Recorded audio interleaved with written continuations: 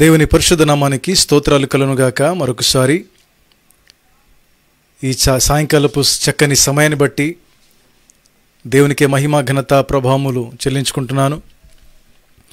కూడి వచ్చినటువంటి మీ అందరికీ కూడా ప్రత్యేకమైనటువంటి వందనాలు చెల్లిస్తున్నాను. ఎంతమంది అయితే మరి ఫేస్బుక్ లైవ్లో మరి వీక్షించబోతున్నారో మీ అందరికీ కూడా ప్రభువు యేసుక్రీస్తు నామములో శుభములు కలుగునుగాక.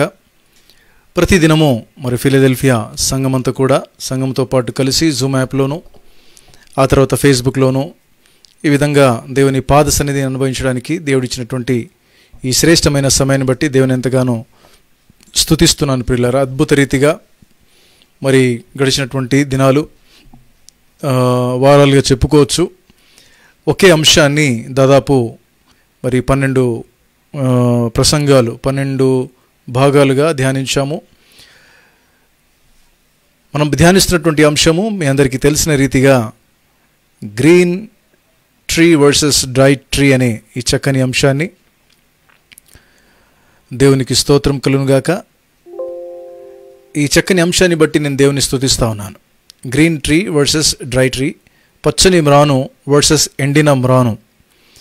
ఈ మాట దేవుని బిడ్డలారు గమనించాలి. చాలామంది మరి ఈ పచ్చనిది ఎండినది అనే మాట వచ్చేసరికి చాలామంది చెట్టు గురించి, ఆకుల గురించి, ఫలం గురించి, ఫలించే జీవితం గురించే వాక్యం ఉంటుంది అనుకుంటారు. కానీ అది నిజానికి అక్కడి నుంచి ప్రారంభించబడలేదు. మీరు చదవచ్చు లూకా సువార్త 23వ అధ్యాయము 31వ వచనంలో యేసుప్రభు ఏ మాట పలికితే ఏ మాట నుండి ఈ ధ్యానము ఇక్కడ దాకా వచ్చిందో మీకే అర్థమవుతుంది. మరి జూమ్లో ఉన్నటువంటి సంగమా సిద్ధపడండి, దేవుని వాక్యాన్ని తీసి చదవండి. లూకా సువార్త 23:31. వారు పచ్చి మ్రానుకే ఇలాగు చేసిన ఎడల ఎండిన దానికేమో చేయుదురు అని చెప్పాను. మరొకసారి చదవమా. వారు పచ్చి మ్రానుకే ఇలాగు చేసిన ఎడల ఎండిన దానికేమి చేయుదురు అని చెప్పాను. దేవునికి స్తోత్రములు. చిన్నమాట ప్రార్థన చేసుకొని విందామా. Thank you Lord, thank you Jesus, hallelujah. Thank you father. O Jesus, glory Lord, glory, glory. We exalt thy name, O Lord. We give all the glory, honor and praise, O God. Thank you, Lord. Thank you, Lord. సకల ఆశీర్వాదములకు కారణభూతుడా మా పరమ తండ్రి, జీవం కలిగిన మా దేవ, నీ ఘననామునకు స్తుతులు స్తోత్రాలు వేలాది వందనాలు చెల్లించుకుంటున్నాను. ఈ సాయంకాల సమయంలో ప్రభువా లూకా సువార్త 23వ అధ్యాయము 31వ వచనాన్ని బట్టి నేను స్తుతిస్తున్నాం. అద్భుత రీతిగా ప్రభువా ఈ వాక్యాన్ని ఆధారం చేసుకొని అలనాడు సిలువను మోస్తూ యెరూషలేము కుమార్తెలతో ప్రభువా ఆశ్చర్యపడుతూ చెప్పినటువంటి నీ మాట, ఆ మాటల్లో ఎంత నువ్వు వేదన పడ్డావో మాకు అట్టే అర్థమైపోతుంది నాయన. మా కొరకు ఎంత ఓర్చుకున్నావో, ఎంత సహించినావో అది ఈజీగా మాకు అర్థమైపోతూ ఉంది. పచ్చని మ్రాను నిన్నే అంత చిత్రవద చేస్తే ఎండినటువంటి మా జీవితాలు ఏ విధంగా తట్టుకోగలుగుతాయనే నువ్వు మా కొరకే బాధపడ్డావు. అందుకే యెరూషలేము కుమార్తెలారా, నా నిమిత్తము ఏడవకుడి, మీ నిమిత్తము పిల్లల నిమిత్తము ఏడవడి నేను సెలవిచ్చావే. మరొకసారి తండ్రి, అంత్య దినాల్లో జీవిస్తున్న మా జీవితాల్లో కూడా ఈ మాట చేత పురికొల్పుతూ ప్రభా తండ్రి నీకు స్తోత్రాలు. రాబోయే బహుభయంకరమైన దినాలు ఏ విధంగా మేము తట్టుకోవాలో, ఏ విధంగా తప్పించుకోవాలో మాకు జ్ఞానం ఇచ్చి నడిపిస్తున్నందుకు స్తోత్రాలు చెల్లిస్తూ ప్రభా ఈ సమయంలో నాయన తండ్రి నీ మాటలు మరొకసారి 13వ భాగంలో మేము ఎంటర్ అయ్యాము. 13వసారి ప్రభా ఇదే వాక్యాన్ని మేము ధ్యానిస్తుంటుండగా పరిశుద్ధాత్మదేవ ఇంకా ఇందులో ఉన్నటువంటి లోతైన మాటలు, లోతైనటువంటి అంశాలు, లోతైనటువంటి మర్మాలు, లోతైనటువంటి విషయాలన్నీ కూడా నీవు మాత్రమే బయలుపరచమని ప్రార్థన చేస్తున్నాను. మమ్మల్ని బలపరచమని వేడుకుంటున్నాను. దీనదాసుడను శిలువ చాటున మరుగుపరిచి అయా వాక్యపు వెలుగులో నిన్ను నీవు ప్రత్యక్షపరచుకునమని అయా మరొకసారి దేవా పరిశుద్ధాత్మదేవని నీ హస్తాలకు అప్పగించుకుంటూ నాయన ఆ దినంలో స్వాధీనంలో ఉంచుకొని నాయన అదేవిధంగా తండ్రి ప్రభా నువ్వు కనపరిచే వృత్తాంతములనే వాడుటకు సహాయపడండి. నీవిచ్చే జ్ఞానంతో నింపండి. కేవలము ప్రభునామానికి మహిమ కలిగినట్లు మా అందరి జీవితాలకు ఆశీర్వాదం కలిగినట్లు మీ కార్యం జరిగించమని వేలాది వందనాలు కృతజ్ఞతాసులతో ప్రతి ఆటంకాలని లయపరచండి. ఎలక్ట్రిసిటీ పవర్ని, పరికరాల్ని ప్రభా ఇంటర్నెట్ని ఆధీనంలో ఉంచుకొని నడిపించి దేవా మీకు మహిమ తెచ్చుకొనమని యేసు సజీవమైన నామమున ప్రార్థించి స్తుతించి వేడుకుంటున్నాం మా పరమ తండ్రి. ఆమేన్. మంచిది ప్రియులారా, దేవునికి స్తోత్రాలు కలుగునుగాక. యేసు ప్రభు పలికినటువంటి ఈ మాట ఇందాక నేను ప్రార్థన చేస్తున్నప్పుడు నాకు దుఃఖం వచ్చింది ప్రియులారా. కారణం ఏంటంటే, ఎంత యేసుక్రీస్తు ప్రభు ఆయన సిలువను మోస్తున్నప్పుడు ఎంత వేదన చెందితే ఈ మాట అన్నాడో కొంతవరకు అర్థమవుతా ఉంది. పచ్చని మ్రానుకే ఈలాగు చేస్తే అంటే మామూలుగా చేయలేదు అని దాని అర్థం. యేసు ప్రభుకు పెట్టినటువంటి ఆ చిత్రవద మామూలుగా లేదు అని తన నోటి నుండి వస్తుందంటే ఎంత ఓర్చుకున్నాడు మన దేవుడు. చాలామంది ఏమనుకుంటారంటే, యేసు ప్రభు దేవుడు కాబట్టి, మహిమలో ఉన్న మహిమగల దేవుడు కాబట్టి ఆయనకు శక్తి వచ్చింది, ఓర్చుకున్నాడు, ఆయనకి ఏం కాలేదు, నొప్పి బాధ అనుకుంటున్నారా? నో. ఆయన దేవుడైనటువంటి సంపూర్ణుడైన దేవుడై ఉండి సంపూర్ణ మానవుడిగా మన మధ్యలో బ్రతికినాడంటే నీకులాగా నాకులాగా రక్త మాంసములో పాలు పంచుకున్నాడని హెబ్రీ పత్రిక 2వ అధ్యాయంలో కూడా రాయబడింది ప్రియులారా. మరణ భయము గల వారిని విడిపించడానికి ఆయన రక్తమాంసములో పాలు పంచుకున్నాడని వాక్యంలో రాయబడిందంటే, రక్తము మాంసము పంచుకొని వచ్చినాడు, దేహాన్ని కలిగి వచ్చినాడు అంటే. అందుకే యోహాను 1వ అధ్యాయం 14వ వచనంలో కూడా ఉంది కదా, దేవునామానికి స్తోత్రాలు, ఆయన శరీరధారి అయి శరీరాన్ని దాల్చుకున్నాడు. శరీరంలో ఏమేమి ఉంటాయి? రక్తం, మాంసం, ప్రాణము, నరాలు, ఎముకలు, ఇవన్నీ ఉన్నాయంటే ఆయనకు కూడా నొప్పి అయ్యింది. దాని మీనింగ్ అంతే. అర్థమవుతుందా ప్రియులరా? అన్ని భరించాడు ఆయన, అన్ని భరించాడు. అందుకే ఆయన బహుశా ఆ సామెత ఒక సామెత రూపకంగా అని చెప్పేసినాడు, పచ్చని మ్రానుకే ఇలాగు చేస్తే ఎండిన దానికి ఎలాగూ చేస్తారంటే ఇంకా మీరు ఆలోచన చేసుకోవాలి. అందులో చాలా డీప్ అర్థంతో కూడినటువంటి మాటలు ఉన్నాయి ప్రియులారా. 3 కొట్టొచ్చినట్టుగా కనబడుతుంది. ఏంటంటే, అది ఒక సామెత, 2వది అది ఒక ప్రవచనం, 3వది ఆలోచింపచేసే ఆలోచన. అర్థమైందండి? ఆలోచనను రేకెత్తింపజేసే ఆలోచన అని చెప్పుకోవచ్చు. అంటే ఇట్స్ పాయింట్ టు థింక్ అనమాట. దాన్ని ఆలోచన చేయాల్సిన గొప్ప పాయింట్ అది. అర్థమైంది ప్రియులారా? కనుక దేవునామానికి స్తోత్రాలు. ఒకటే క్లియర్గా అర్థమవుతుంది ఏంటనంటే, ఆయన వేదన పడ్డాడు, ఆయన చాలా చిత్రవద చేయబడ్డాడు. అసలు ఆయన ఓర్చుకోలేకపోయాడు ఒక మాట చెప్పాలంటే. ఎందుకంటే ఆ శరీరము, ఆ రక్తము, ఆ ప్రాణము తల్లడిల్లిపోయింది ప్రియులారా. అది చూసినటువంటి వాళ్ళు, జనసమూహము, యేసుప్రభు వెంట వచ్చిన జనసమూహము, చాలామంది స్త్రీలు వాళ్ళు రొమ్ములు కొట్టుకుంటూ వాళ్ళు బహు దుఃఖముతో వేదన పడి ఏడ్చినారంట. అర్థమవుతుందండి ఎందుకు ఏడ్చినారు? ఆయన తప్పు చేశాడనా? ఆయన ఏ పాపము చేయనటువంటి వాడు, ఏ తప్పు చేయనటువంటి దేవుడు. అందుకే అంత జనసమూహం వెంబడించినారు, అంతమంది ఏడ్చినారు వచ్చి. అదొకటే ప్రూఫ్ ఆయన నిర్దోషిని ఆయనకి శిక్షించినారని చెప్పుకోవడానికి. దేవుని నామానికి స్తోత్రాలు కలుగును. ఇవన్నీ కూడా ధ్యానం చేస్తూ వచ్చాం. ఇది మన గత ధ్యానంలో ఇవన్నీ అయిపోయినాయి. ఒకవేళ ఎవరైనా ఫస్ట్ టైము మరి ఫేస్బుక్లోనైనాను, మరి జూమ్లోనైనాను, ఫేస్బుక్లోనైనా ఎవరైనా ఈ 13 అంశాన్ని మీరు చూస్తున్నట్లయితే, నేను నేరుగా పూర్తిగా మీకు అంత క్లారిటీ రాకపోవచ్చు. నేను మనవి చేస్తున్నాను, మీరు ఫ్రీగా ఉన్నప్పుడు మీ యొక్క ఖాళీ టైంలో మరి నా ఫేస్బుక్ పేజ్లో ఎవాంజలిస్ట్ జైపాల్ మీరు ఫేస్బుక్ పేజ్లో ఓపెన్ చేస్తే అక్కడ ఈ అంశాలన్నీ సీక్వెన్స్గా ఉన్నాయి. పార్ట్ 1, పార్ట్ 2, పార్ట్ 3, పార్ట్ 4 అని. ఈ విధంగా పార్ట్ 13 ఈరోజు 13th ఈ రోజు వరకు మీకు 13 భాగాలు ఇందులో కనబడతాయి. మీరు దాన్ని ధ్యానించవచ్చు ప్రియులారా. మీరు కూడా ప్రతి భాగాన్ని మీరు ఫ్రీ టైంలో చూడండి, సీక్వెన్స్గా చూడండి.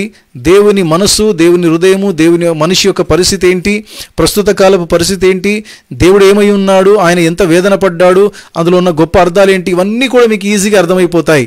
కనుక దేవునామానికి స్తోత్రాలు. కొంచెం అవుట్లైన్గా మాత్రమే ఈరోజు ప్రత్యేకంగా ఎవరైనా చూస్తున్నట్లయితే మరి వాళ్ళ కొరకు నేను ఒకరైనా ఇద్దరైనా ఆ ఫేస్బుక్లో ఎవరైనా సరే మీరు ఫస్ట్ టైం చూసినట్లే మీకు ఈ వాక్యము నేను నేరుగా తీసుకెళ్ళిపోతే అర్థం కాకపోవచ్చేమో. అందుకే నేను మీకు అవుట్లైన్ చెబుతున్నాను పిల్లలు, గమనించాలి. ఆ భయంకరమైన శిలువను మోస్తున్నప్పుడు చెప్పినటువంటి ఆ మాట, దాని అర్థం ఏమేమి ధ్యానం చేసామంటే, పచ్చని మ్రాను అంటే పరిశుద్ధతకు, ఆయన నీతిమంతుడు, ఆయన పరిశుద్ధుడు, ఏ పాపం ఎరగని వాడు, ప్రేమగల దేవుడు, దయగల దేవుడు, జాలిగల దేవుడు, కరుణా సంపన్నుడు, ఆయన అందరికీ మేలు చేసిన వాడు అని ఆ యొక్క పచ్చని మ్రాను అంటే దానికి గుర్తుగా ఉంది. ఎండిపోయినటువంటి మ్రాను అంటే ఇది ఇశ్రాయేలు ప్రజలకు అంత మాత్రమే కాదు, ఈ రోజున ప్రతి ఒక్కరికి ఇది సూచిస్తూ ఉంది. ఏంటనంటే ఈ రోజున మనిషి జన్మ కర్మ పాపాలతో పుట్టి పాపాలు చేస్తూ ఈ రోజున మనిషి ఎండిన స్థితిలో ఉన్నాడు ప్రియులారా. ఎండిపోయిన స్థితి అంటే ఏంటి? ఒక చెట్టు ఎండిపోతే కొమ్మలు తప్ప ఆకులు ఉండవు, ఇక ఫలాలైతే చాలా దూరము. ఆకులు వెళ్ళినప్పుడు పూత ఉండదు, ఆ తర్వాత కాయలు ఉండవు, ఫలము కూడా ఉండదు. కనుక ఒక చెట్టుకి ఆ ఫలాన్ని చూసే చెప్పొచ్చు ఏంటంటారు, ఇది మంచి చెట్టు అని చెబుతారు కదా. ఫలము ఏ విధంగా ఫలము ప్రాముఖ్యమైనది ఒక చెట్టుకు, మనిషి జీవితంలో కూడా ఆత్మ ఫలము అంత ప్రాముఖ్యమైంది. ఆత్మ ఫలము ఏవనగా అంటే మళ్ళీ గలతీ పత్రిక 5వ అధ్యాయానికి వెళ్ళిపోవాలి. దేవుని చిత్తమైతే బహుశా ఈరోజు మనం ధ్యానించబోతున్నాం. ఆత్మ ఫలము కలిగినటువంటి మనుషులు ఏం చేస్తారు? వాళ్ళు దీర్ఘశాంతం కలిగి ఉంటారు, ఆశానిగ్రహం కలిగి ఉంటారు, ఓర్పు సహనము కలిగి ఉంటారు, వాళ్ళు ఓర్చుకోగలుగుతారు. ప్రియులారా, ఈ రోజున మనిషి ఏంటంటే ఎండిన స్థితిలో ఉన్నాడంటే ఆత్మ ఫలము లేక బ్రతుకుతున్నాడు. చిన్న శోధనను జయించలేడు, చిన్న కష్టాన్ని ఎదురించుకోలేడు, చిన్న బాధల్ని తట్టుకోలేడు, చిన్న అవమానాన్ని తట్టుకోలేడు. చిన్న చిన్న విషయాలకే చాలామంది ఈవెన్ ఆత్మహత్యలకు పాల్పడుతున్నారండి. అలాంటి బలహీనుడైనటువంటి ఈ మనిషి యేసు ప్రభులాగా చిత్రవధ చేయబడితే ఆయన శిలువ శిక్ష ఎంత భయంకరమైనదంటే 1 తక్కువ 40 కొరడా దెబ్బలు ఆయన వీపున దున్నివేయబడింది. వీపంతా కూడా దున్నేసినారు, ఆయన మాంసపు ముద్దలు రాలినాయి. అంత చిత్రవధ చేస్తే ఎవరు తట్టుకోగలరు? ఎవరు తట్టుకోలేరని యేసుప్రభు చెప్పినాడు. కారణం ఏంటి? ఎండిన దానికి ఏం చేస్తారంటే, ఈ రోజున ఆ ఒక్క మాటను బట్టి మనం ఏం ధ్యానిస్తున్నామంటే, మనం ఎండిపోయిన స్థితిలో ఉన్నామా లేదా పచ్చని స్థితిలో యేసు ప్రభు వలె పచ్చని ఫలం ఇచ్చే చెట్టు వలె ఉన్నామా అనేది పరీక్ష చేసుకునే దానికే ఈ ప్రసంగ అంశం. అయితే మనము ప్రారంభించి ఎక్కడి వరకు వెళ్ళిపోయినామంటే మూలం నుంచి మళ్ళీ వెళ్ళిపోయిన మొదటి మానవుడైనటువంటి ఆదాము అవ్వల కాడ నుంచి మళ్ళీ మనము ఇశ్రాయేలు ప్రజలు, ఆ తర్వాత కీర్తన గ్రంథము, యోషువ గ్రంథము, కీర్తన గ్రంథం దాటుకుంటూ ఇప్పుడు మళ్ళీ మనం క్రొత్త నిబంధన వరకు వచ్చేసాం. అంటే ఇన్ని ప్రసంగ అంశాలు ఉన్నాయి కాబట్టి, అందులో ఇమిడి ఉన్నాయి కాబట్టి 13 భాగాలుగా ఈరోజు వరకు అది 13 భాగాలుగా ప్రసంగాలు అయ్యింది. ప్రియులారా, అంటే మనం చేస్తున్న ప్రసంగం 13 భాగాలైంది, మనము భాగాలుగా ప్రసంగాలు చేయట్లేదు సుమా. వాక్యం ధ్యానించుకుంటూ వెళ్ళిపోతూ ఉన్నాము, అది భాగాలు క్రియేట్ అవుతూ ఉన్నాయి. మళ్ళీ ఒకటే టాపిక్, దేవుడిచ్చిన మహాకృప అండి ఇది. చాలామంది అఫ్కోర్స్ నాకు కాల్స్ చేస్తూ ఉన్నారు, వాళ్ళు రెస్పాన్స్ తెలియపరుస్తూ ఉన్నారన్నా మేము చాలా బలపడుతున్నాము, సీక్వెన్స్గా ఒకే అంశాన్ని ఒకే అంశమైనా అందులో వేరు వేరు విషయాలు కూడా చాలా నేర్చుకుంటున్నాం మేమని నాకు కాల్స్ చేశారు. వాళ్ళని బట్టి నేను దేవుని స్తుతిస్తున్నాను. ప్రియులారు గమనించాలి, దేవుని నామానికి స్తోత్రాలు కలుగును గాక. గమనించాలి. అయితే ప్రాముఖ్యంగా ఏంటనంటే, ఎండిన స్థితిలోనే దేవుడు మనిషిని కలగజేసినాడా అని ధ్యానం చేశాము. లేదు, పచ్చని స్థితిలోనే కలిగి చేశాడు. ఆది దంపతులైనటువంటి ఆదాము అవ్వలు వాళ్ళని పచ్చని ఏదైనా తోటలో పెట్టాడు, వాళ్ళని కూడా పచ్చని స్థితిలో పెట్టాడు. కానీ వాళ్ళు ఎప్పుడైతే అవిధేయత చూపించినారో వాళ్ళు ఆ ఫలము పోగొట్టుకున్నారు, మహిమను పోగొట్టుకున్నారు, పచ్చదనాన్ని పోగొట్టుకున్నారు, పచ్చని ఏదైనా తోటను పోగొట్టుకున్నారు.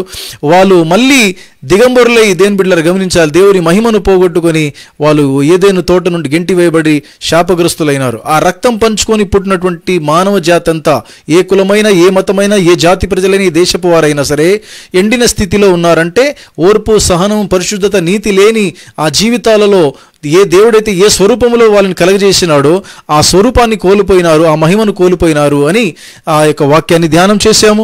తిరిగి ఆ మహిమను ఇవ్వడానికి యేసు ప్రభు ఈ లోకానికి వచ్చినాడని సువార్త ధ్యానం చేశాము.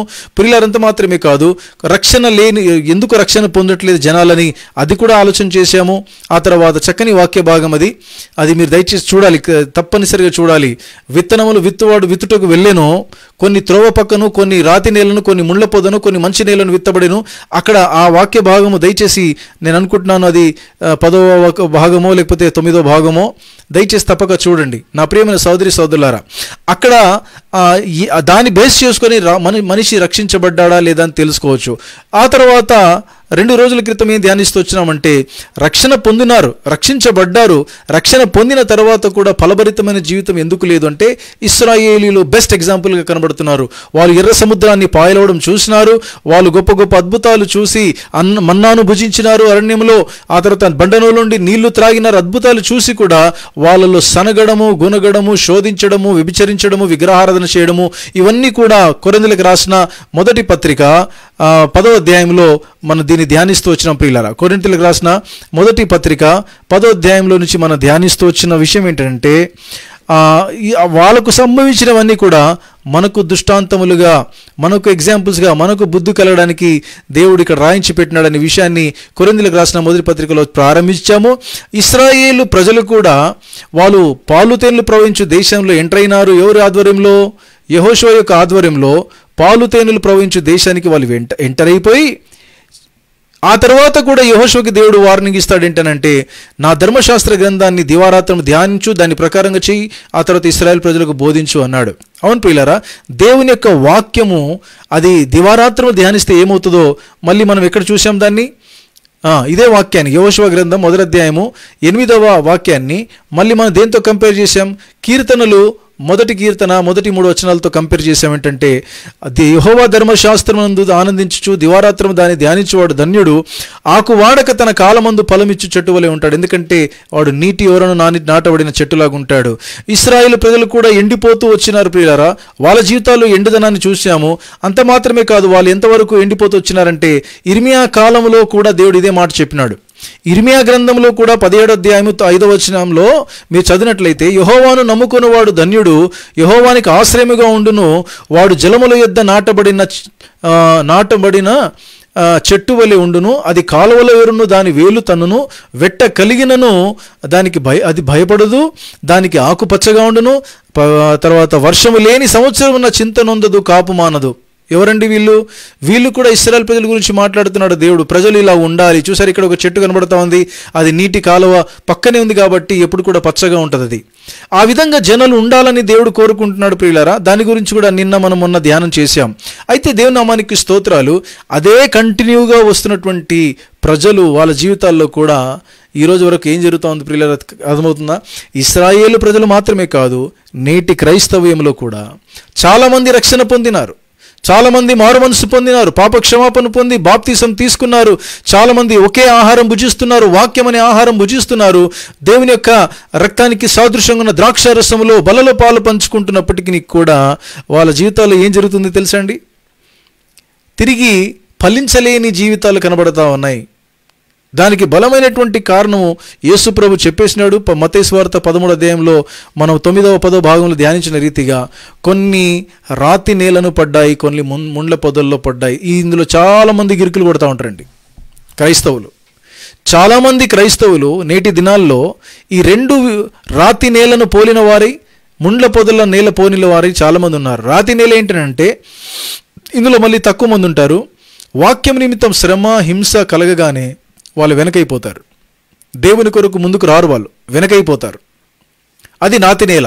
ముండ్ల పొదలు ఏంటనంటే ఐహిక విచారం, ఈ లోక విచారము, ధనమోసము, ఈ లోకంలో ఏమి తినాలి, ఏమి తాగాలి, ఏమి ధరించుకోవాలని ఈ చింతలోనే మనిషి మునిగి తేలుతూ ఉంటే వాక్యము ఫలించదు. అవి ముండ్ల పొదల్లాగా ఆ విత్తనము, ఆ విత్తనాన్ని మొలకెత్తినటువంటి దాన్ని ఏం చేస్తాయంటే ముండ్ల పొదలు నొక్కేస్తాయి, కిందికి ప్రెస్ చేసేస్తాయి. అది ఫలించలేని స్థితిలో ఉంటుంది. ఈ రోజున చాలామంది ఆ కారణాన్నో, ఆ తర్వాత ఎన్నో కారణాల్లో ఈ పరిస్థితిలో ఉన్నటువంటి ఈ మనిషికి యేసుక్రీస్తు ప్రభు ఇస్తున్నటువంటి జవాబు ఏంటనంటే, యోహాను సువార్త 15వ అధ్యాయము మొదటి 5 వచనాలు చదివితే, ద్రాక్షావల్లిని నేను, నిజమైన ద్రాక్షావల్లిని నేను, తీగలు మీరు, ఎవరు నా యందు నిలిచి ఉండునో, నేను ఎవరి యందు నిలిచి ఉండునో వాడు బహుగా ఫలించును, బహుగా ఫలించును, బహుగా ఫలించను. మామూలుగా కాదు, బహుగా ఫలించనంటే అక్కడ యేసు ప్రభు దానికి సమాధానం ఇచ్చేశాడండి. ఈరోజు కారణం ఏంటనంటే, తీగలు ద్రాక్షవల్లికి అంటుకట్టుబడి ఉంటే తప్ప ఫలించలేవు, ఎండిపోతాయి. అది తీసుకొని వెళ్ళి కాల్చివేయబడుతుంది. నా ప్రియమైన సోదరి సోదరులారు గమనించాలి. ఈరోజున దేవుడు తన్ను తాను ద్రాక్షవల్లితో మనుషులను, విశ్వాసులను తీగలతో పోల్చాడు. ఈరోజున మన ఆత్మీయ స్థితి ఏ పరిస్థితిలో ఉంది ఒకసారి ఆలోచన చేద్దాం. ద్రాక్షవల్లికి అంటుకట్టుబడి ఉన్నావా? ద్రాక్షవల్లికి అంటుకట్టుబడి ఉన్నావా నీవు? ఏ ద్రాక్షవల్లి ఇది? ఈ ద్రాక్షవల్లిలో సమృద్ధి అయిన ఫలం ఉందండి. అంటే ఆత్మ ఫలము సమృద్ధిగా ఉన్నటువంటి ద్రాక్షవల్లి యేసు ప్రభు. ఎంత సమృద్ధి తెలుసా అండి? నేను ఇంతవరకు చెప్పాను, ఆయన దేవుడు కాబట్టి ఓర్చుకున్నాడనేది భ్రమ తీసేయండి. ఆయన దేవుడే, సంపూర్ణ దేవుడు, సంపూర్ణ మానవుడిగా కూడా బ్రతికినాడు ఆయన భూమి మీద ఉన్నప్పుడు 33.5 సంవత్సరాలు. అందుకే వాక్యంలో రాయబడింది, ఆయన మనవలెను శోధింపబడి ఏ పాపము చేయలేదు. ఆ తర్వాత హెబ్రీ పత్రిక 12 మొదటి 2 వచనాల్లో ఏం రాయబడిందంటే, అక్కడ కూడా ఆయన తన ఎదుట ఉంచబడిన ఆనందం కొరకు శిలువను సహించాడు. ఎంత ఓర్చుకున్నాడో తెలుసా? అక్కడ కూడా చాలా చక్కగా రాయబడి ఉంటుంది. దయచేసి ఆ వాక్యం తీయండి. హెబ్రీ పత్రిక 12 మొదటి 2 వచనాలు దయచేసి త్వరగా చదవండి. సంఘంలో జూమ్లో ఉన్న వాళ్ళు చదవండి త్వరగా. హెబ్రీ పత్రిక 12 మొదటి 2 వచనాలు. ఇంత గొప్ప సాక్షి సమూహము మేఘము వలె మనల్ని ఆవరించి ఉన్నందున మనము కూడా ప్రతి భారమును సులువుగా చిక్కులు పెట్టు పాపమును విడిచిపెట్టి విశ్వాసమునకు కర్తయు దానిని కొనసాగించువాడునైనా యేసువైపు చూచుచు మన ఎదుట ఉంచబడిన పందెములో ఓపికతో పరిగెత్తదము. చూసారా, ఎవరి వైపు చూస్తూ ఓపికతో పరిగెత్తాలంట? విశ్వాసమునకు కర్తయు దానిని కొనసాగించువాడైన యేసు వైపు చూస్తూ ఓపికతో పరిగెత్తాలి అని ఎందుకు చెబుతున్నాడు? ఎందుకు యేసు వైపు చూడాలి అంటే జవాబు ఇంకో వచనంలో, నెక్స్ట్ వచనంలో చదవండి. కంటిన్యూ. మన ఎదుట ఉంచబడిన పందెంలో ఓపికతో పరిగెత్తదము. ఆయన తన ఎదుట ఉంచబడిన ఆనందము కొరకై. ఒక్క నిమిషం. ఆయన అంటే యేసుక్రీస్తు ప్రభు తన ఎదుట ఉంచబడిన ఆనందము కొరకై. తన ఎదుట ఉంచబడిన ఆనందం ఏమిటి? ఏంటి ఆనందం ఆయనకి? శిలువను మోస్తున్నప్పుడు, ఆ రక్తము కారుతున్నప్పుడు, అంత భయంకరమైన శిలువ శిక్ష, మరణశిక్ష ఆయన అనుభవిస్తున్నప్పుడు ఆనందించాడు. తన ఎదుట ఒక ఆనందాన్ని ఉంచుకొని ముందుకు పోయాడంట. ఏ విధంగా ఒక తల్లి తన బిడ్డను కంటున్నప్పుడు ఎలా ఓర్చుకుంటుందండి? ఆ పురిటి నొప్పులు ఓర్చుకుంటుంది, చూసారా? ఎందుకు? తన ఎదుట ఒక ఆనందం ఉంటుంది, నేను ఒక బిడ్డను జన్మనివ్వబోతున్నానని. అదే మాదిరిగా యేసుక్రీస్తు ప్రభువు కూడా తన ఎదుట ఒక ఆనందం ఉంచుకున్నాడంట. ఏం ఆనందం చూడండి. ఆనందము కొరకై అవమానము నిర్లక్ష్య పెట్టి, దానికి ఆ ఆనందం కొరకు అవమానాన్ని నిర్లక్ష్యం చేసుకున్నాడు. సిలువను సహించి దేవుని సింహాసనము యొక్క కుడి పార్శ్వమున ఆసీనుడై ఉన్నాడు. ఆయన అంతగా సమస్తాన్ని సహించి అనే మాట అక్కడ రాయబడింది. అంటే దాన్ని బట్టి అక్కడ కూడా పౌలు ఎంత ఇంటెన్సిటీ ఆఫ్ క్రూసిఫిక్షన్ అనేది మాట చూపిస్తూ ఉన్నాడు. అంటే ఆ శిలువ శిక్షలో ఎంత ఇంటెన్సిటీ ఉంది, ఎంత ఓర్చుకున్నాడు మన ప్రభు అనేది కూడా ఇక్కడ కూడా కొంతవరకు అర్థమవుతుంది. ఇంకా చదవండి, కంటిన్యూ చేయండి. మీరు అలసట పడకయు. అయితే మీరు అలసట పడవద్దు, అలసిపోవద్దు. మీ ప్రాణములు విసుకకయు, మీ ప్రాణాన్ని విసుక్కోవద్దు. విసుకకై ఉండునట్లు పాపాత్ములు తనకు వ్యతిరేకముగా చేసిన తిరస్కారమంతయు ఓర్చుకొనిన ఆయనను తలంచుకొనుడి. ఎవరిని తలంచుకోవాలంటే యేసయ్యను తలంచుకోవాలంటే ఎందుకు తలంచుకోవాలి? పాపాత్ములు తనకు వ్యతిరేకముగా తిరస్కరించిన సమస్తాన్ని ఓర్చుకున్న ఆ ప్రభువును తలంచుకోండి. ఎవరండి మన ప్రభు? ఆయనను చూస్తే చాలు ఓపిక వచ్చేస్తుంది, ఆయన వైపు చూస్తే చాలు బలం వచ్చేస్తుంది, ఆయన వైపు చూస్తే చాలు ఆటోమేటిక్గా ఆత్మ ఫలం వచ్చేస్తుంది. నా ప్రియమైన సోదరి సోదరుడా, ఈ రోజున చాలామంది ఏమంటారు తెలుసండి? అన్నా, నేను చాలా ఓర్చుకోవాలనుకుంటానన్నా, చాలా నేను సహించుకోవాలనుకుంటానన్నా, కానీ ఎందుకు ఆ టైంలో అట్లా వచ్చేస్తుంది కోపం. అది కొంతమంది ఏమంటే త్రాగుడో తినుడో లేకపోతే వ్యసనాలో అలవాట్లకో కొంతమంది ఈ సాకు చెప్తారు, కొంతమంది కొట్లాడుతున్నప్పుడు దెబ్బలాడుతున్నప్పుడు గొడవ పడుతున్నప్పుడు ఇలాంటి సాకులు చెప్తారు, ఎవరైనా తిడుతున్నప్పుడు కోపం తీసుకుంటున్నప్పుడు కొంతమంది ఇలాంటి సాకులు చెప్తారంటే వాళ్ళు మొత్తానికి పేషెన్సీని పోగొట్టుకున్న తర్వాత వాళ్ళు ఇచ్చే సాకు ఏంటనంటే, అబ్బా నీ ఎంతగానో ప్రయత్నం చేస్తానన్నా కానీ ఎందుకో నా వలన కాలేదు అన్నా కాదు అంటారు. ఎందుకు? కారణం ఏంటి తెలుసండి? వాళ్ళు ఎవరి వైపు చూస్తారో తెలుసా? వాళ్ళు ఆపోజిట్ పర్సన్ వైపు చూస్తారు, లేదా తన వైపు తాను చూసుకుంటాడు. నేను మళ్ళీ రిపీట్ చేస్తున్నాను, జాగ్రత్త వినండి. టిప్స్ ఇస్తున్నాను అన్నిటినీ ఎలాగూ సహించాలో. శోధనను సహించడము, పరీక్షలను సహించుకోవడము, నిందల అవమానాలు తట్టుకోవడము, దేవుని కొరకు నిలబడ్డము, ఆత్మఫలం ఫలించాలంటే ఒక టిప్స్ చెప్తా ఉన్నాను. ఏంటనంటే, ఫర్ ఎగ్జాంపుల్ చెప్తున్నాను, ఎవరైనా మన మీద గొడవ పడడానికి వచ్చినారనుకోండి, దెబ్బలాడడానికి వచ్చినారు, గొడవ పడడానికి వస్తే మనం ఏం చేస్తాం?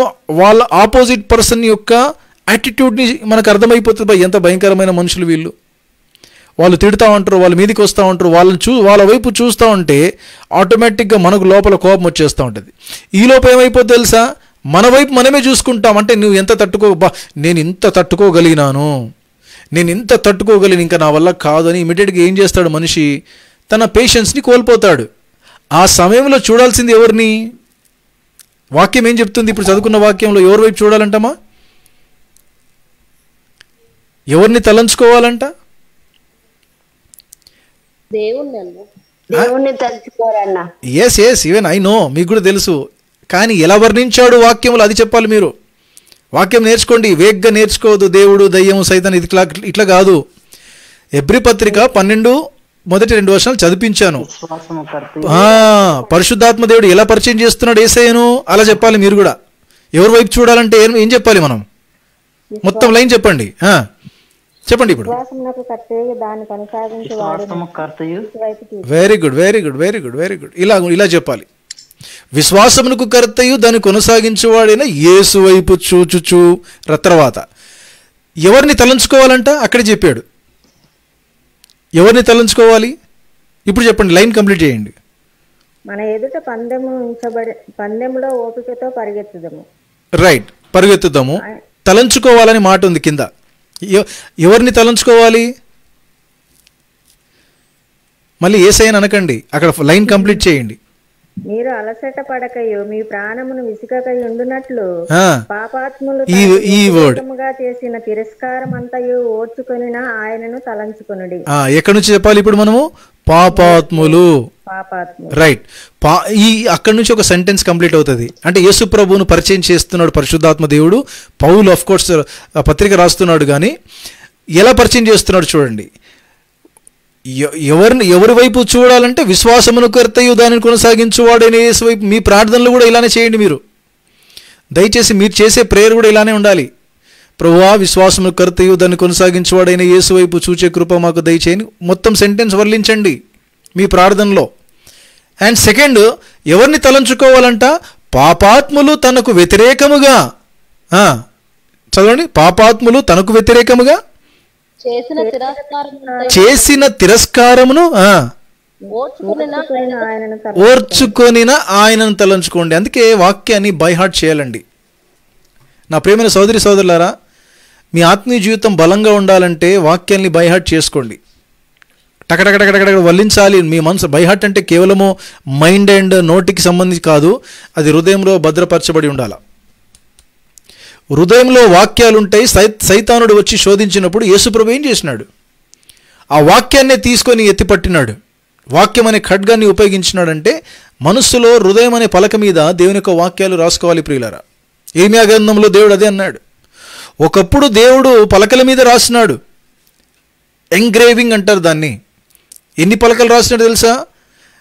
నిర్గమాకాండములో ఇశ్రాయేలీయుల వంశముల పేర్లు నాకు కావాలి, పలక మీద రాయము అన్నాడు.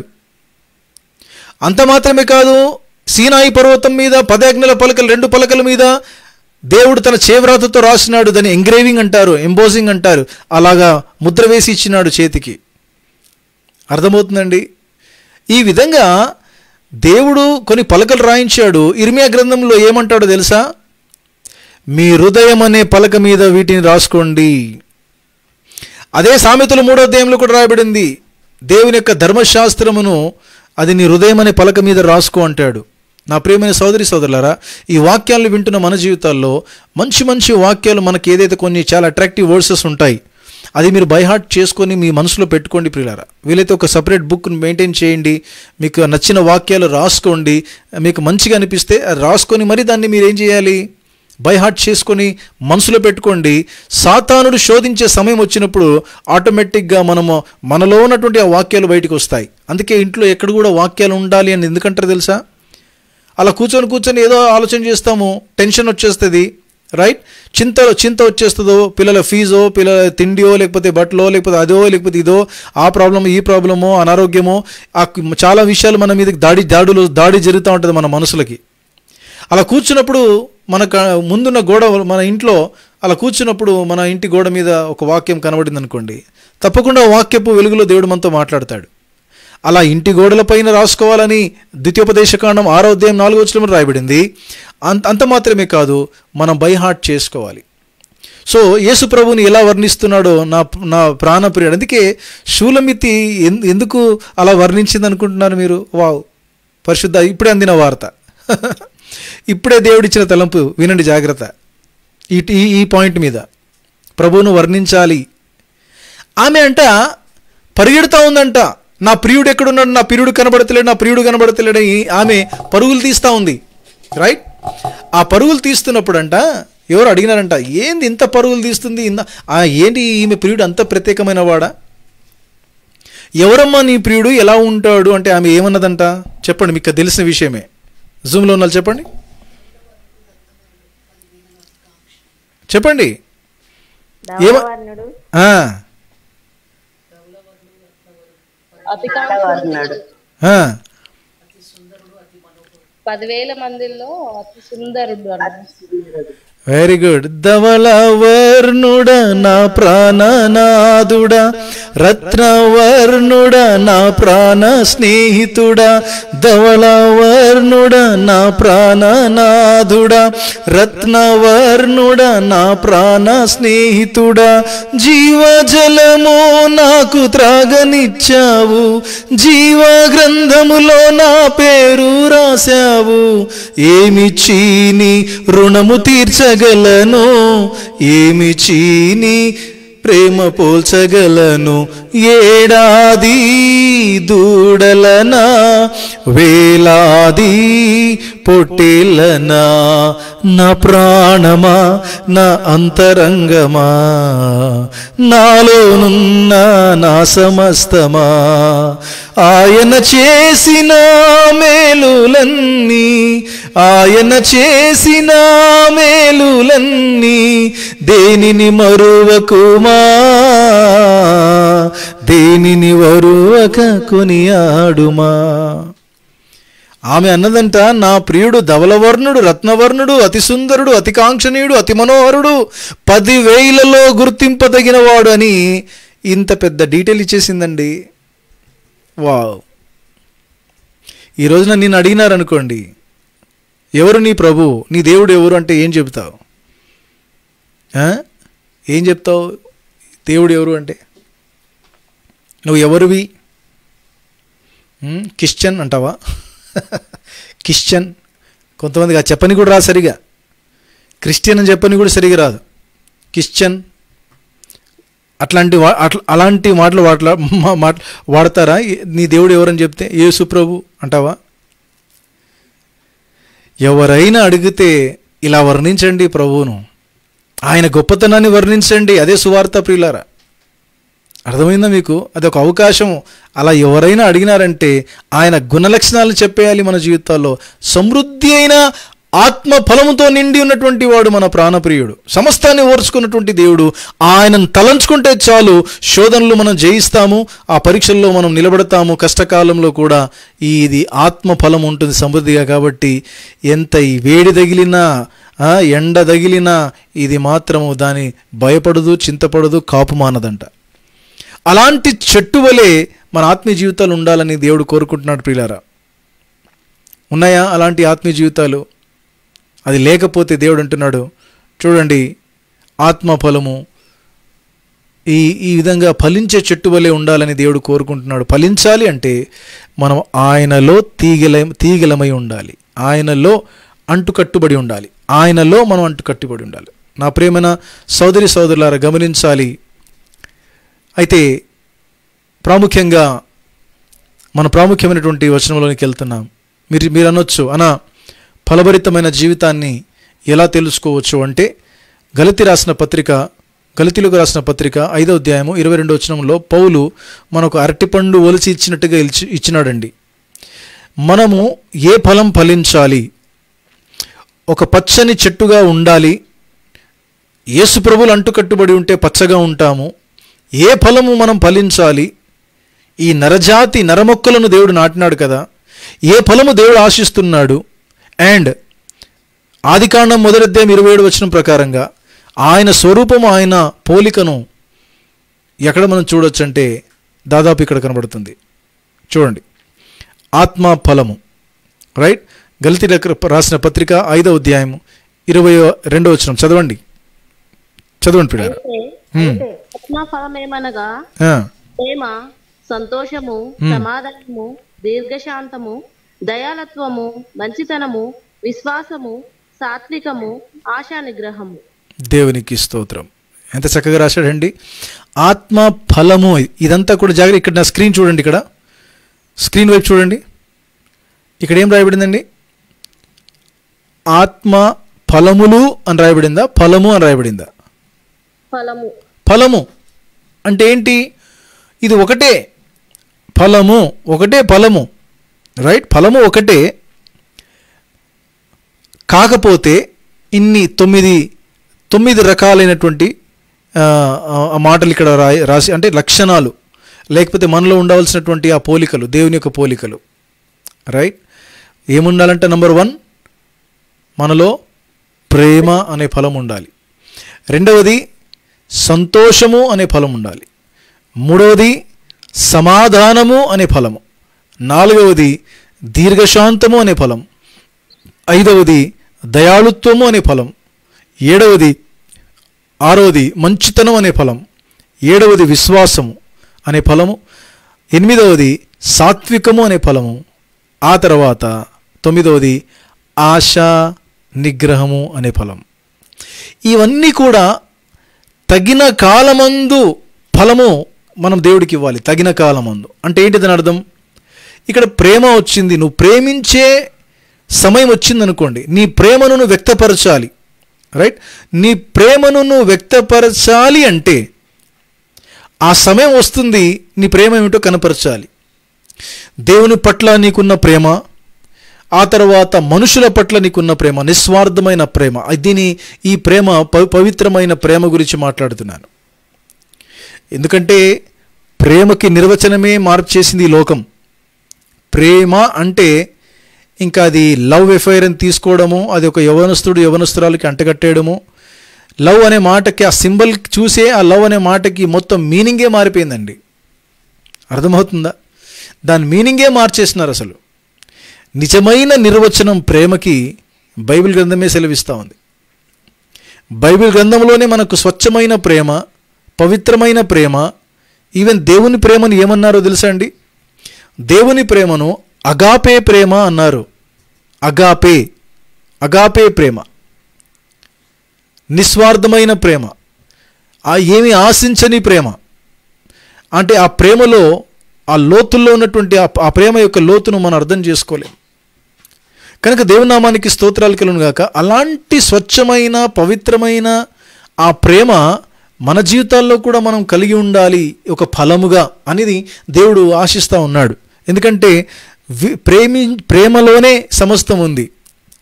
ఇంకా ప్రేమ గురించి మీరు తెలుసుకోవాలంటే 13వ అధ్యాయము కొరింథీయులకు రాసిన పత్రిక 13వ అధ్యాయం మీరు చదివితే ప్రేమ ఏమి చేస్తుంది అనేది చక్కగా రాయబడింది. చదువుతారా? చదవండి. మనం లోకానికి కూడా తెలుపుదాము. What is a real love? అసలు నిజమైన ప్రేమ అంటే ఏమిటి? బైబిల్ డెఫినేషన్ చూడండి. కొరింథీయులకు రాసిన మొదటి పత్రిక 13వ అధ్యాయం నుండి కొన్ని వచనాలు ప్రారంభించండి. మనుషుల భాషలతోనూ, ఏమా 13వ అధ్యాయం కన్నా 13:1 నుంచి, మనుషుల భాషలతోనూ దేవదూతల భాషలతోనూ నేను మాట్లాడినను, ప్రేమ లేని వాడనైతే కొంచెను గనగనలాడు తాళమునయుందును. వావ్, ఎంత చక్కగా రాస్తా ఉన్నాడండి. ఎంత చక్కని వాక్య భాగం అండి. దేవనామానికి స్తోత్రాలు. ప్రేమ లేకపోతే నేను ఎలాంటి వాడను అని పౌలే చెప్పుకుంటున్నాడు. తాను పోల్చుకొని చెప్తున్నాడు. ఎలాంటి వారు అంటే ప్రేమ లేనివారు? ఆ వాక్యం చదివి అర్థం చేసుకుని చెప్పండి నాకు. మీరు చెప్పండి, మీరు చెప్తే కొంచెం లోకానికి అర్థమవుతుంది. మనుషుల భాషలతో దేవదూతల భాషలతో నేను మాట్లాడినను, ప్రేమ లేని వాడనైతే మ్రోగెడు కంచును గనగనలాడు తాళమునయుందును. అంటే ఏంటి? ఏం చెప్పదలుచుకున్నాడు ఇక్కడ? చెప్పండి.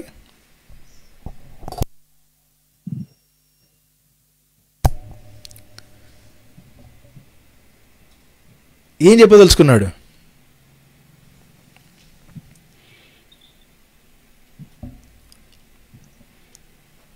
ప్రేమ లేని వాడనైతే నేను ఎవడని అంటే దేంతో పోల్చుకున్నాడు? కంచు అంటే ఏంటి? కంచు దేనంటారమ్మా? తెలుగు వాళ్ళు మీరు అందరు చెప్పాలి. మేము కర్ణాటకలో ఉన్న కన్నడలో మేము తెలుగు మీడియం చదివిన వాళ్ళు, మంచిగా తెలుగు వచ్చిన వాళ్ళు చెప్పండి. నేను మిమ్మల్ని అడుగుతున్నాను సంగమా.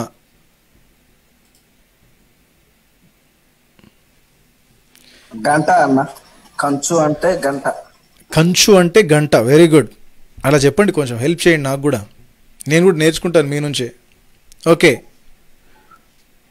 నెక్స్ట్ గణగణలాడు తాళం.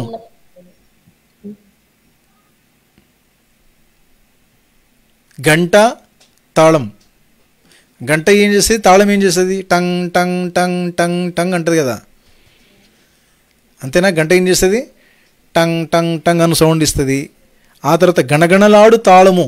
తాళం అంటే ఆ మ్యూజికల్ ఇన్స్ట్రుమెంట్లో తాళం వేస్తారు చూసారా, తాళం వేయడం అంటారు. Tongue tongue tongue tongue tongue tongue అంటే గణగణలాడు తాళమునై ఉండని అంటే అంటే ఉట్టి సౌండే ఇది. ఇంకా ఇరిటేషన్. ఎంతసేపు వింటామో ఆ తాళం సౌండ్, ఆ గంటల సౌండ్ కూడా ఎంతసేపు వింటామంటే కొంతసేపు వినేసరికి చెవులు గుయ్యి ఉంటాయి.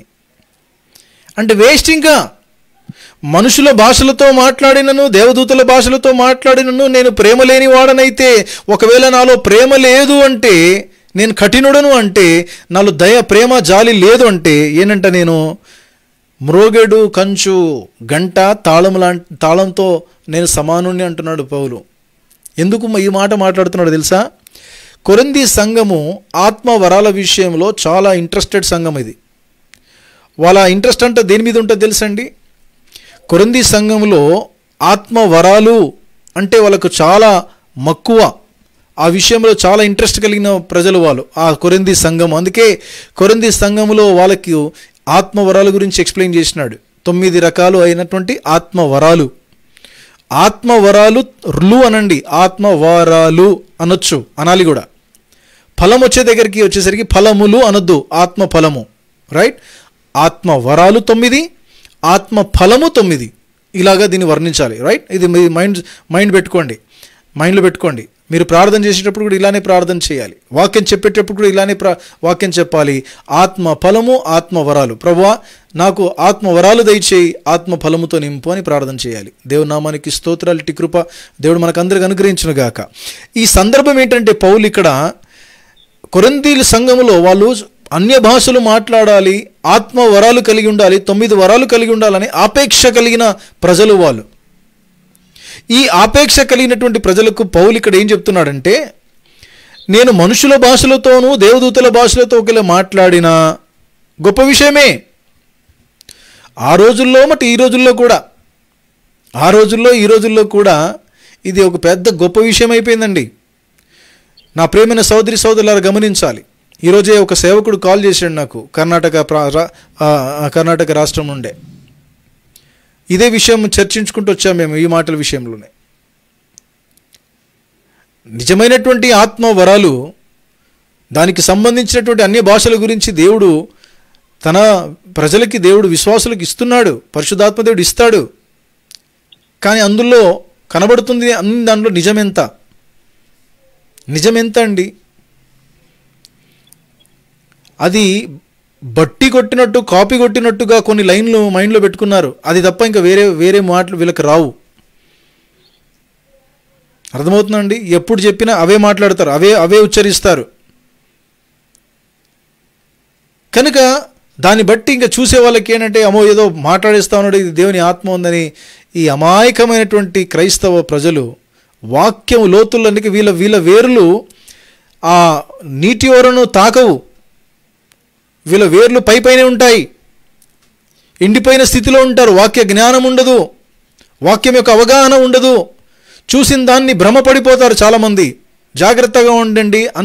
అంత్య దినాల్లో మనం జీవిస్తున్నాం ప్రియులారా.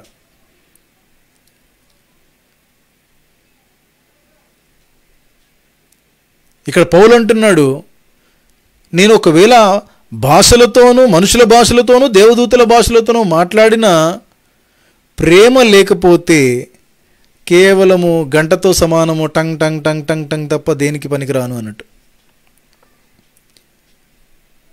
అంటే ప్రాముఖ్యమైనది ఏమంటున్నాడు అక్కడ?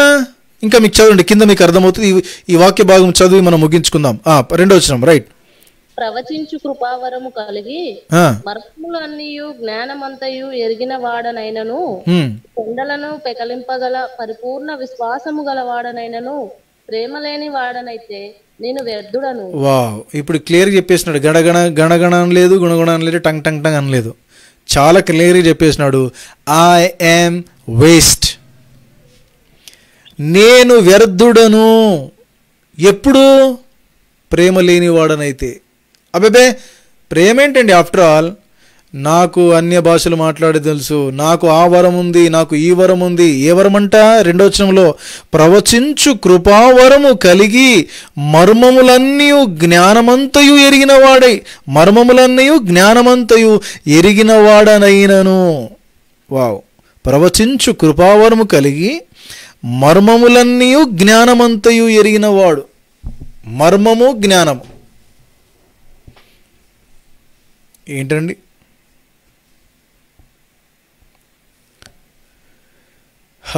దేవునికి స్తోత్రములు. మన టాపిక్ మన ఆత్మఫలం గురించి ధ్యానిస్తున్నాం కాబట్టి ఇంకా నేను దీన్ని టచ్ చేయకపోవడం మంచిదేమనిపిస్తుంది. కానీ వచ్చింది ఈ వచనము, ప్రవచనం గురించి వచ్చింది, చెప్పక తప్పదు అనిపిస్తూ ఉంది కొన్నిసార్లు. ప్రవచించు కృపావరము కలిగి, అది ఏం చేస్తుంది? ప్రవచన కృపావరం ఏం చేస్తుంది అంటండి? మర్మములన్నీ జ్ఞానమంతయు. అంటే ఆపోజిట్ పర్సన్కి కూడా తెలియని భవిష్యత్తు కాలంలో ఎలా ఉండబోతున్నావు, నువ్వు గనుక ఇలాంటి జీవితమే కంటిన్యూ చేస్తే నువ్వు రక్షణ పొందుతావా, దేవుని మార్గంలో ఉంటావా? రక్షణ లేని వాడికి అలాగా ఆ మర్మాల్ని బయలుపరచాలి. రక్షణ లేని వాడికి రక్షణ వైపు నడిపించేటట్టుగా మన కృపావరాలు పనిచేయాలి. అది ప్రవచన వరమైన ఏదైనా. అర్థమవుతుందండి? అందరికున్న కడుపు నొప్పులే, అందరికున్న కాళ్ళ నొప్పులే, అందరికున్నటువంటి సమస్యలు, అందరికున్నవి అన్నీ అవే సమస్యలు. అవే హైలైట్ చేసుకుంటా నీకు అది ఉంది, నీకు ఇది ఉంది అని చెప్పుకుంటా ఉంటే ఎవరికి లేదండి తలకాయ నొప్పి, ఎవరికి లేదు కాళ్ళ నొప్పులు, ఎవరికి లేదు వీపు నొప్పులు, ఎవరికి లేదు ప్రాబ్లమ్స్. కామన్ ప్రాబ్లంని హైలైట్ చేసి పరిశుద్ధాత్మ దేవుణ్ణి చులకన చేసేస్తూ ఉన్నారు. పరిశుద్ధాత్మ దేవుణ్ణి చులకన చేయదు సుమా. యోహానుకు ప్రత్యక్షమైపోయి తన ఆత్మవశములో ఉంచుకున్నాడంట. ప్రకటన గ్రంథం 1వ అధ్యాయం 10వ వచనంలో నేను ఆత్మవశుడనై నేను ప్రభు యొక్క స్వరము విన్నాను, ప్రభువును చూచాను అన్నాడు. ఏ ప్రభువును చూసినాడు? మహామహిమలో ఉన్న ప్రభువును చూసినాడు. ఏ స్వరము విన్నాడంటే ప్రవచన వాక్యాలు ఎత్తిను రాయమని చెబితే భవిష్యత్తులో ఏమి కలగబోతుందో ఆ ప్రకటన పుస్తకం గ్రంథమంతా కూడా ప్రవచనాలతో నింపబడితే నేటి దినాల వరకు కూడా నెరవేర్చబడతా ఉంది. పరిశుద్ధాత్మ దేవుడి యొక్క వరాలు, ఆ ఆత్మ ప్రవచించే వరము. ఏమండి, నువ్వు పొద్దున్న రాత్రి లేచి నువ్వు బాత్రూమ్కి వెళ్ళావు, నువ్వు అక్కడికి వెళ్ళావు, నువ్వు ఇక్కడికి వెళ్ళావు, నువ్వు అది చేసావు, ఇది చేసావు, నీ కాళ్ళ నొప్పులు, నీకు అది నొప్పులు, నీకు ఇవన్నీ కాదు. పరిశుద్ధాత్మ దేవుడిని మరీ అంత చీప్ చేయకండి. నేను చేతులు జోడించి చెప్తున్నాను మీకు. అండ్ అర్థం చేసుకో, విశ్వాసులు కూడా కరెక్ట్గా అర్థం చేసుకోండి. ప్రవచన వరం గురించి పౌలు ఏమంటున్నాడు తెలుసండి? మర్మములన్నీ జ్ఞానమంతు ఎరిగిన వాడనైనను ఏంటంటండి? ప్రేమ లేని వాడనైతే నేను వ్యర్థుడను. నెక్స్ట్ మా చదువు.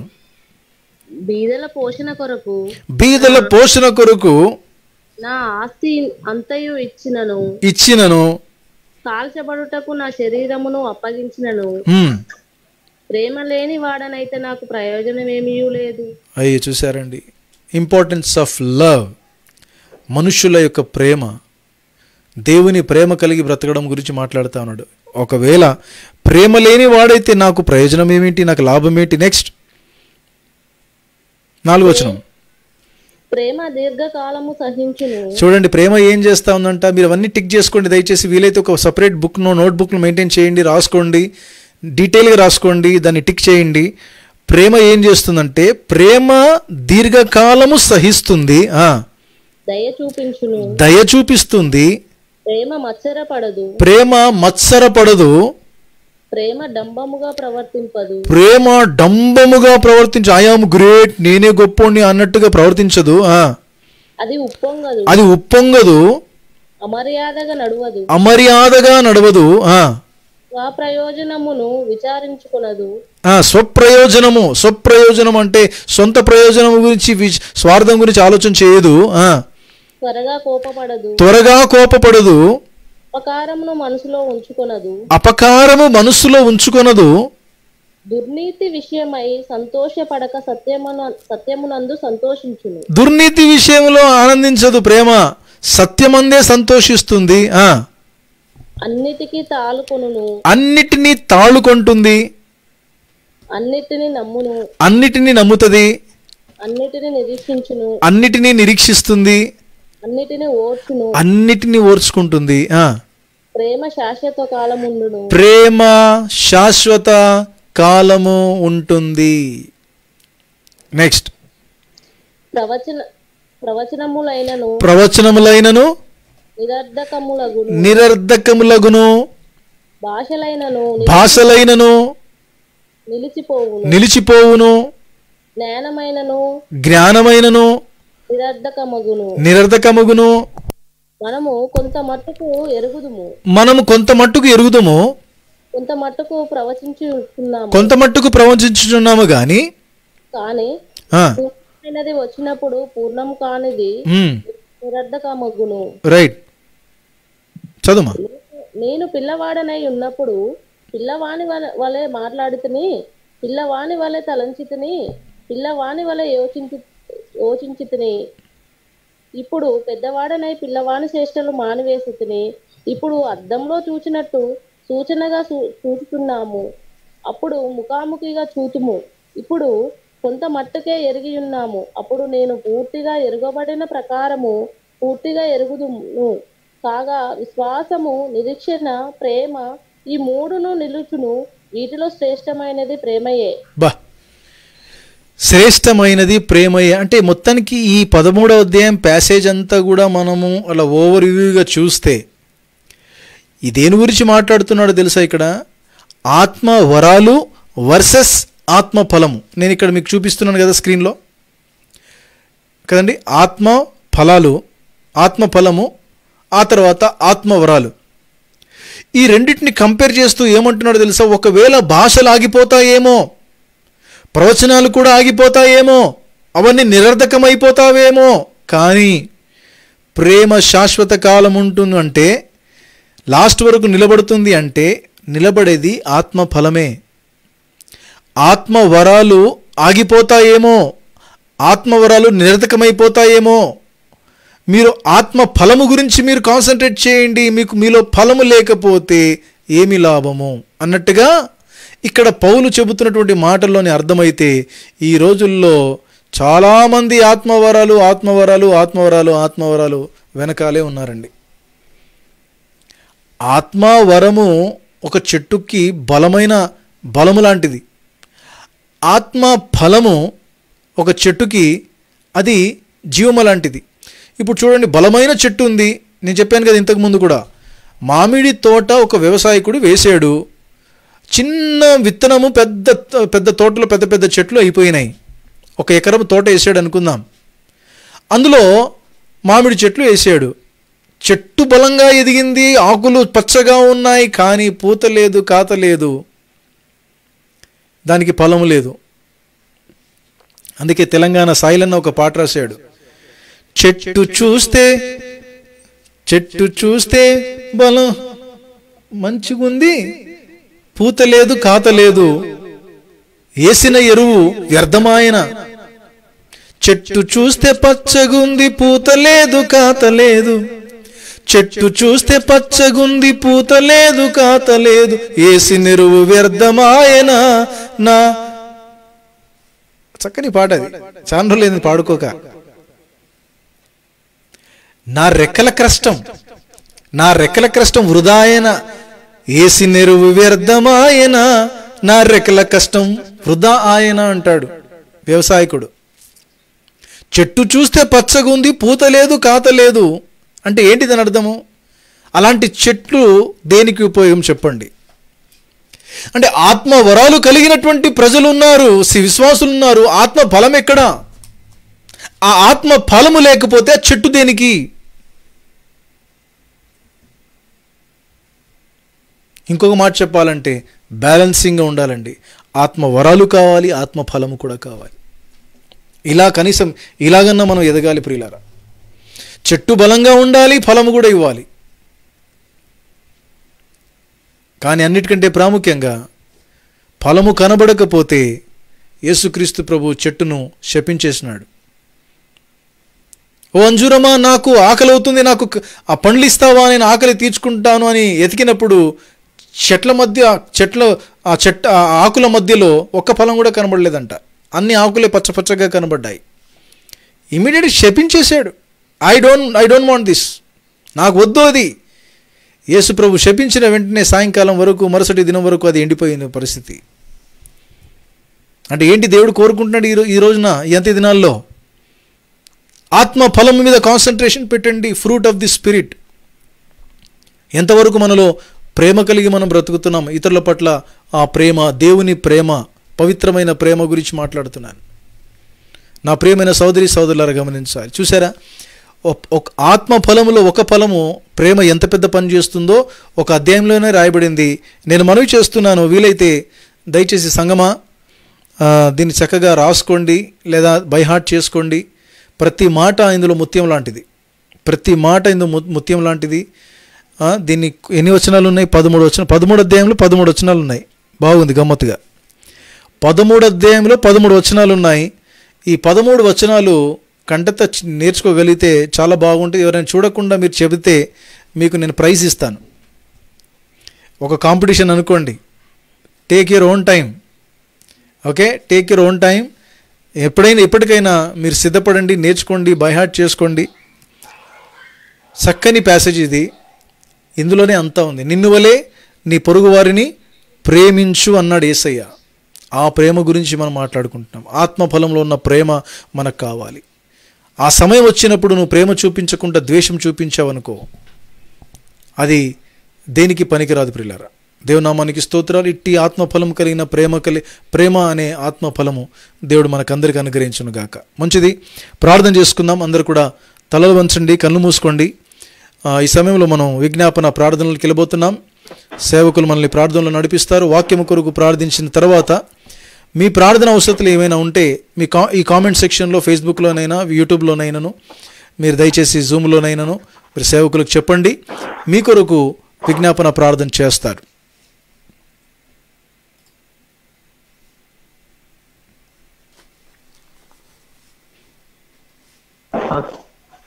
మంచిది. వాక్య నిమిత్తము చిన్న మాట ప్రార్థన చేసుకుందాం. పరిశుద్ధుడు తండ్రి, ప్రేమ కలిగిన దేవా, నీ పరిశుద్ధ పాదాలు కొందనాలు స్తుతి స్తోత్రాలు చెల్లిస్తున్నాం ఈ సమయంలో. నాయన, మరి ఇంతవరకు నువ్వు మాట్లాడిన ప్రతి మాటను బట్టి నీకు లెక్కలేని వందనాలు, స్తుతి స్తోత్రాలు చెల్లిస్తూ, ప్రభా, ఆత్మవరాలు ఒక్క విశ్వాసికి ఎంత ప్రాముఖ్యమైందో ఆత్మ ఫలము కూడా అంతే ప్రాముఖ్యమైందని నువ్వు మాట్లాడిన విధాన్ని బట్టి వందనాలు. అవునైనా, మేము ఆత్మవరాల చేతను అభిషేకించబడాలి.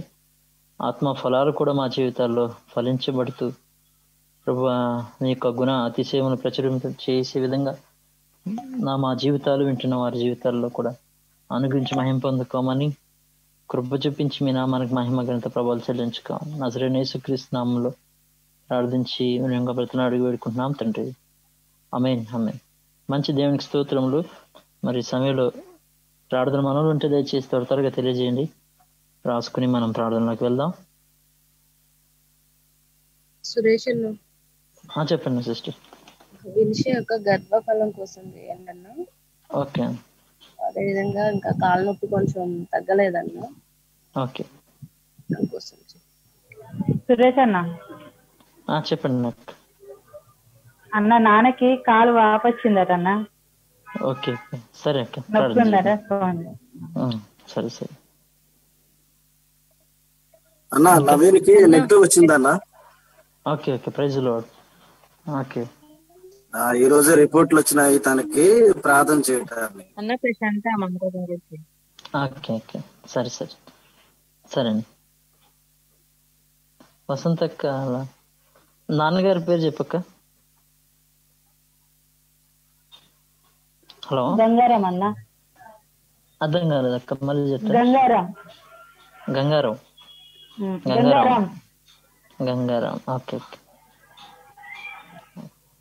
సరే సరే. మంచి దేవునికి స్తోత్రం కలుగును గాక. అది చెప్తాను. హలో, చెప్తానండి. ఓకే, మంచి దేవునికి స్తోత్రములు. ఈ సమయంలో మరి ప్రార్థన చేద్దాం. దయచేసి నిన్నట్లాగా ప్రార్థన చేయండి, అంటే సమయం వేస్ట్ చేయమాకుండా. అదే 10 minutes ఉంటుంది మనకి. త్వరగా సిద్ధపడి ఉండండి ఎవరైతే ప్రార్థన చేయబోతున్నారో. నేను ప్రార్థన మనం చెప్పబోతున్నాను. సెలక్షన్ అమ్మ మంచి ఆరోగ్యం గురించి ప్రార్థన చేయండి.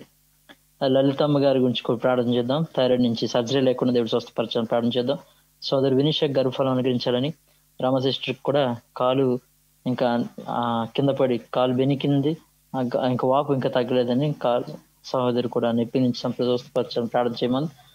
అదేవిధంగా గంగారాం గారు, వసంత ఒక్క నాన్నగారు కుక్క కరోటు మూలంగా మరి కాలు కూడా చాలా వాసిందని సహోదరు చెప్పింది. సంపూర్ణ దేవుడు స్వస్థపరచాలని ప్రార్థన చేద్దాం. అదేవిధంగా రేసక్కోళ్ళ అమ్మమ్మ గారి గురించి కూడా, వాళ్ళ తమ్ముడు ప్రశాంత్ గురించి కూడా ప్రార్థన చేద్దాం. మరి బండి మీద వెళ్తుంటే కింద పడి డబ్బలు తగిలిని, మరి దేవుడు స్వస్థపరచాలని ప్రార్థన చేద్దాం. అదేవిధంగా సహోదరు నవీన్ కరోనా పాజిటివ్ చేతి బాధపడుతున్నాడు సహోదరుడు. అయితే దేవుడు కార్యం చేశాడు, నెగిటివ్ వచ్చింది, కానీ ఇంకా సంపూర్ణ స్వస్థత దేవుడు అనుగ్రహించాలని. ఈ విధంగా ఈ 4-5 నెంబర్స్ గురించి వచ్చేసి మీరు రాసుకున్నారని నమ్ముతున్నాను. మరి దయచేసి సమయం తీసుకుని 2 నుంచి 3 నిమిషాలుగా ఉంచకుండా ఒకరు లేకపోతే ఇద్దరు ప్రార్థన చేయండి. చివరిగా నేను ప్రార్థన చేస్తాను. అదేవిధంగా కరోనా గురించి కూడా ప్రార్థన చేయండి. మంచిది, ప్రార్థన ప్రారంభించండి. దయచేసి ప్రార్థన ప్రారంభించండి దయచేసి. కృపగల దేవా, దయగల తండ్రి, స్తుతి స్తోత్రం చెల్లించుకుంటున్నాం ప్రభా. పరిశుద్ధ ఆత్మదేవ, గొప్ప దేవ, బలవంతుడు తండ్రి నాయన, నీకు వందనములు స్తోత్రం చేయించుకుంటున్నాం ప్రభా. నిత్యం పొగడబడుతుంది తండ్రి నాయన. అవును ప్రభా నాయన, విన్న వాక్యం పట్టి నాయన ఆ విధంగా ఫలం పొందే బిడ్డలుగా మేము జీవించుటకు సాయం చేయండి ప్రభా. నేను ఆత్మవరములతో నాయన, ఆత్మ ఫలములతో ప్రభా నేనా నిత్యం నైనా తండ్రి నీలో ఉండేటట్టు సాయం చేయండి ప్రభా. నైనా నీకు వందనములు స్తోత్రం చేయించుకుంటున్నాం ప్రభా. సేవకులను బట్టి దీవించండి. నేను ప్రతి బిడ్డను కూడా మీరు ఆశీర్వదించి బలంగా ఆత్మీయంగా ఎదుటకు సాయం చేయండి ప్రభా. కొన్ని మనవుల్ని బాధగా పెడుతున్నాం ప్రభా. వసంత నాన్నగారిని పట్టి కొందనాలు తన కాళ్ళను ముట్టండి ప్రభా. సంపూర్ణ విడుదల తెచ్చండి, స్వస్థపరచండి ప్రభా. అద్భుతకారం జరిగించి కానీ సాక్షిగా నిలబెట్టుకున్నట్టుకెట్టిన ప్రభా. లలిత సిస్టర్ని పట్టిన కొందనాలు ప్రభా. తన విషయంలో కూడా మీరు నాన్న తండ్రిని కృపధార గొప్ప కార్యం జరిగించి మయం పొందమని కట్టిన ప్రభా. రమ సిస్టర్ కూడా ప్రభా నాయన తన కాళ్ళు కూడా ముట్టండి ప్రభా. నేను తన విషయంలో కూడా గొప్ప కార్యం జరిగించి స్వస్థపరచమని అడిగిన ప్రభా.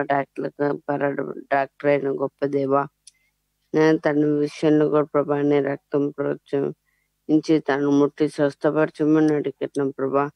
నీ సైన్యంలో సాక్ష్యం చెప్పే బిడ్డగా బలపరచండి ప్రభా. నిన్న నేడి ఆకృతున్న దేవా స్తోత్రం చెల్లించుకుంటున్నాం ప్రభా. గ్రేసి నైనా తండ్రి నైనా తన మమ్మల్ని జ్ఞాపకం చేసుకుని ప్రభా. తను కూడా ముట్టండి, స్వస్థపరచండి ప్రభా. నేను తన విషయంలో న్యాయం చేయండి ప్రభా. నాన్న తమ్ముని విషయంలో కూడా ప్రభా జ్ఞాపకం చేసుకోండి.